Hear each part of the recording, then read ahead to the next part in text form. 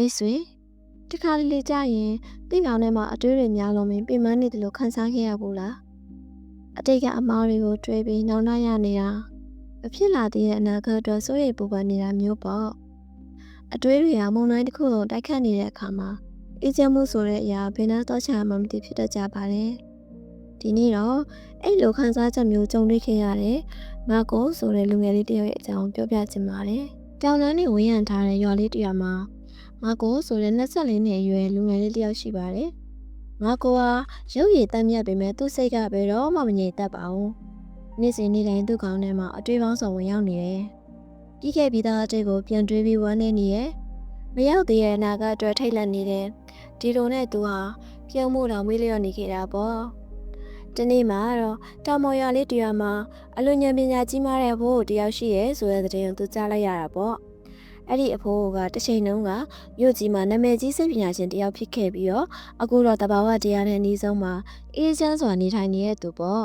။ငါကိုကမျောလင်းချက်ရောင်စီတစ်ခုကိုတွေ့လိုက်ရတယ်လို့ပါပဲ။ဒီဘိုးစီသွားရင်တော့ငါစိတ်တွေငြိမ်းချမ်းသွားလောက်ရပါရဲ့။အဲ့လိုတွေးပြီးခရီးချီကြီးထွက်ခဲ့တာပေါ့ကွယ်။ပင်မကြီးစွာခင်းနေမိရဲ့နောက်စိတ်လန်းတဲ့တပင်တွေကြားအိမ်လေးတစ်လုံးစီသူရောက်သွားတယ်။အိမ်ရှိကိုပြက်လေးပေါ်မှာညလုံးမိတ်ပြီးငိမ့်သက်စွာထိုင်နေတဲ့အဖိုးကိုသူတွေ့လိုက်ရတာပေါ့။မာကိုကလေးလေးဆဆနဲ့ပြောလိုက်တယ်။အဖိုးခမကျွန်တော်စိတ်တွေအယံမွန်းချက်နေပါတယ်။အတွေးတွေကိုရဲတောင်းလို့မရအောင်ဖြစ်နေတယ်ဗျ။ကျွန်တော်စိတ်ကိုငြင်းချအောင်ဘယ်လိုလုပ်ရမလဲဗျ။အဖိုးကညလုံးဖွင့်ပြုံးလိုက်ပြီး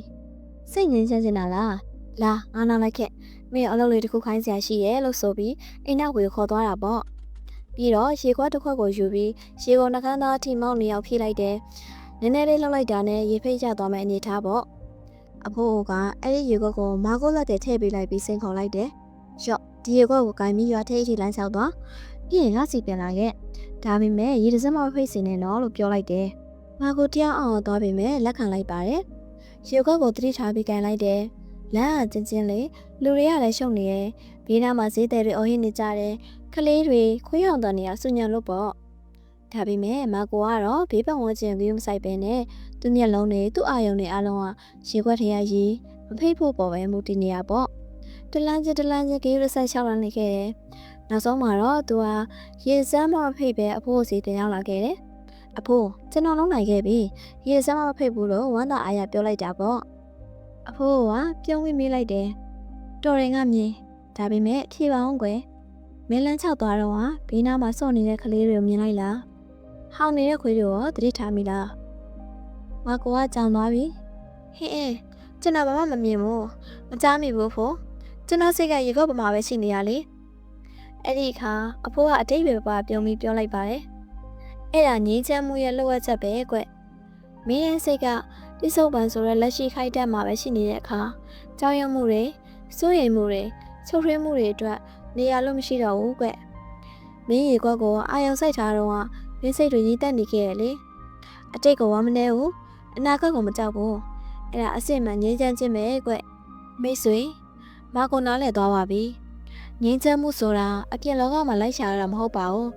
ကိုယ့်ရဲ့စိတ်ကိုလက်ရှိလုပ်နေတဲ့အရာပေါ်မှာလက်ရှိအချိန်လေးပေါ်မှာတည်နေအောင်ထားနိုင်ရင်ငြိမ်းချမ်းမှုဆိုတာလောလောရောက်လာမှာပါနေဝင်ခြင်းရဲ့စိစလေးအောင်မှာမကိုအိပ်ပြန်ခဲ့ပါတယ်အရှင်လောကနာမငြိမ်ဖြစ်နေတဲ့လူငယ်မဟုတ်တော့ပဲစိတ်အေးချမ်းမှုကိုရှာတွေ့သွားတဲ့လူတစ်ယောက်ဖြစ်ပေါ့တင်ရောမကုလိုပဲစိတ်ငြိမ်းချမ်းမှုကိုရှာတွေ့ရှင်ပါသလားတိစုံပံမှာနေထိုင်တောင်းကြည့်ယူလိုက်ပါအလုံးပဲစိတ်ချမ်းသာခြင်းကိုယ်ရေးချမ်းသာခြင်းနဲ့ပြည့်စုံကြပါစေ